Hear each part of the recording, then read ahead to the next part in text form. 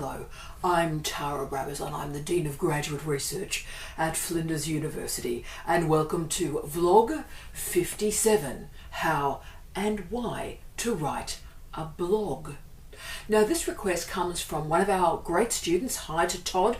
Todd's just started with the program, and I love receiving requests from our new PhD students, and Todd really wanted me to explore the role of a blog for a PhD student right at the start of their candidature and its role as that candidature progresses. And that's terrific. Well done, Todd. That's what this vlog is. But the interesting thing is I also received a second request from Rachel, big hi to Rachel, who's nearing the end of her candidature, and she wanted me to talk about the role of a blog in enabling not only publications but a book. So she particularly wanted me to explore the pathway from a blog to a book. So I've decided to conduct both these vlogs. I've split them into two. This first one is the how-to guide. What is a blog? How can it be used in the PhD space? And the vlog that'll follow next week particularly focuses on Rachel's request and how we enable the words that you write through a blog into enabling a book and also a suite of publications. So thank you to Todd, thank you to our Rachel, and ladies and gentlemen, here we go. So let's start with what is a blog. I've described the blog as the grandfather of social media. They emerged in 1991. It was the first genre, the first platform that enabled the reader of websites to become the writer of websites. So this was really the first moment, the movement, if you will, from Web 1 to Web 2, moving to the read-write web. So through blogs, the web became simple, became intuitive, and yes, became interactive. WordPress emerged in 2003, and WordPress is incredibly important in the blog story. WordPress matters because it is a free blogging platform. It's easy to install, it's easy to maintain. Put WordPress into Google and you'll see thousands of free templates that enable you to immediately create a blog. Boom. So to this day, today, 75% of blogs use the WordPress platform. And the reason WordPress has done so well is it is a what you see is what you get interface. That means with great ease you can use very simple code and embed videos, place images into your blogs. It's very straightforward, very intuitive.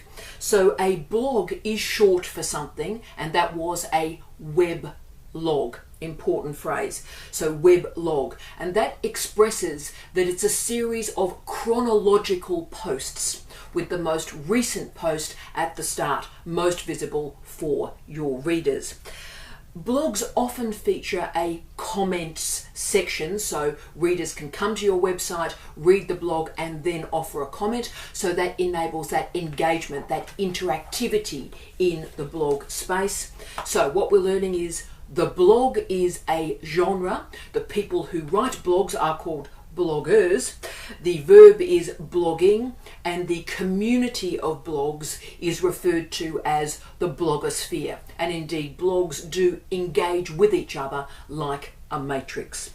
So it is now a mature, indeed the most mature platform and mode of social media. It is, if you will, simply a personal website. It is opinion driven, but it also has that sense of being a mode of diary or journal. You are expressing yourself in a private way, but for a public audience. So it really is a new way of thinking about the private and public space. So blogs are in a series. They're updated regularly. So some people update them once a week or once a month, but they are in a series. You do need to update them, and they often have a frame or something that links them together. They have a lot of different purposes, lots of different blogs out there. Most, I think, are about self-expression, people expressing their ideas, their views, their values. They're also present to disseminate information. You can also make money off blogs, so clickbait is available as a strategy. If you have one of those great blogs that lots of people go to, you can actually incentivize it and make money off your blog. It also has a great role, I think, for self-branding and self-promotion. You can build a community around your work. And yes, they also allow you to find a job. There's lots of different types of blogs now. As I said, it is a mature genre, so it's got sub-genres within them. The most common is just simply the personal blog, an individual expressing their views, their ideas. There are also, though, collaborative blogs, and these are very interesting, and in the PhD space this is quite significant.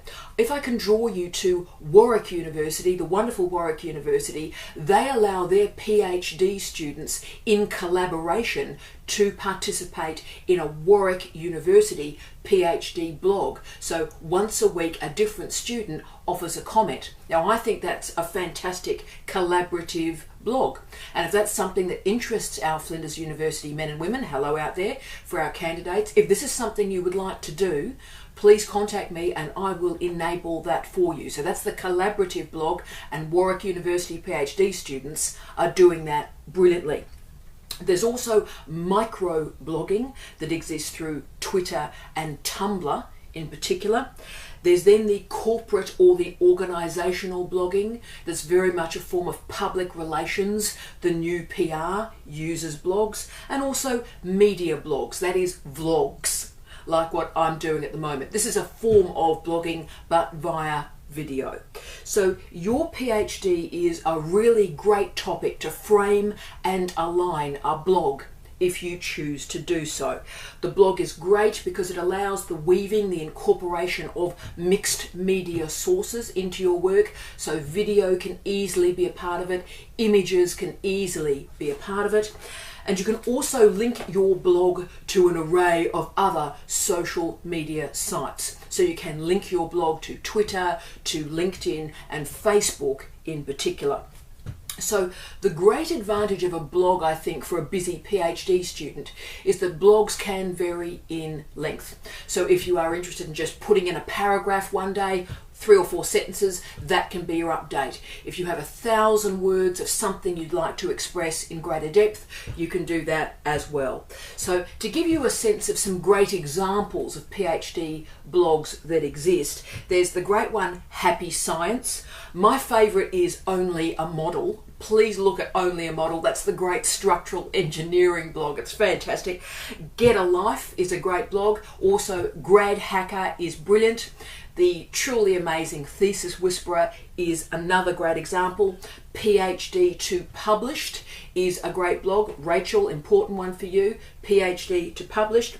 And if I can recommend my dear friend, a wonderful person I've met through online engagement, please look at via Twitter at Debnet, and Deb famously blogged throughout the entirety of her PhD, and you'll find that blog to this day, now that she's Dr. Deb, you'll find it at the edu Flanus, eduflanus.com. Fantastic woman, fantastic project, and a brilliant writer, can I say. Good on you, Deb.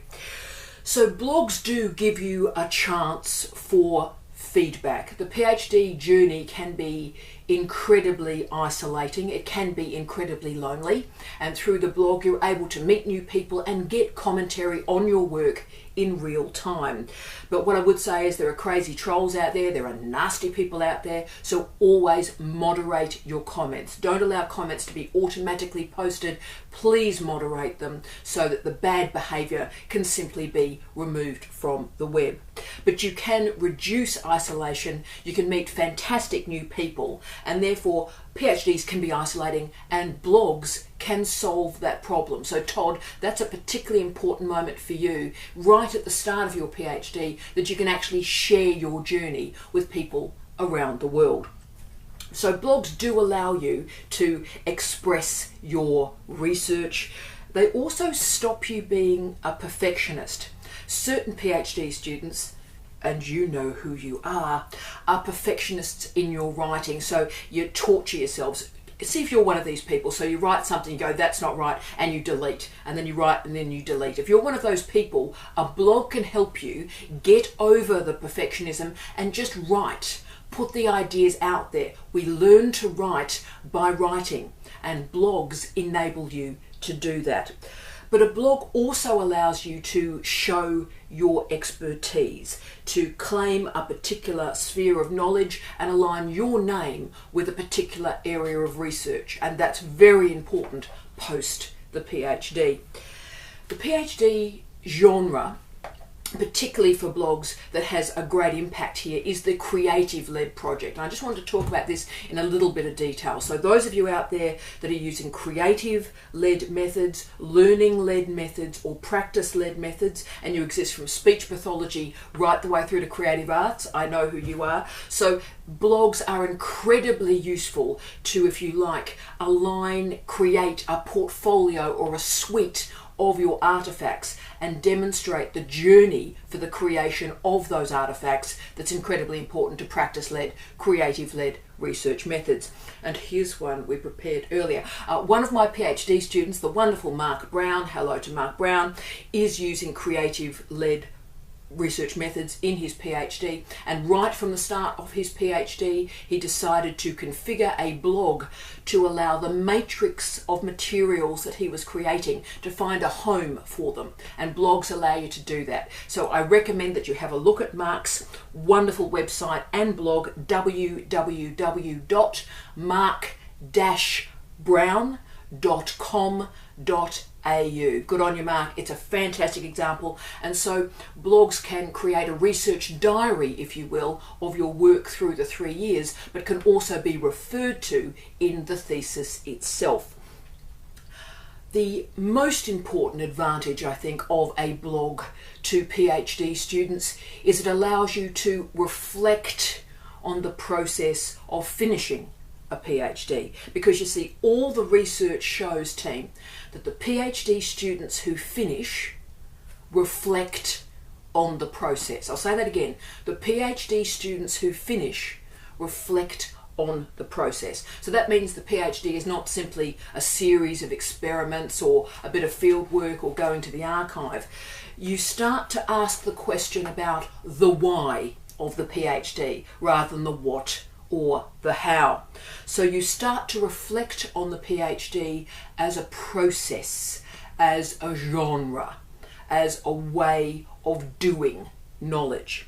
So if you use the blog to reflect on your journey, you have a greater chance of finishing a PhD.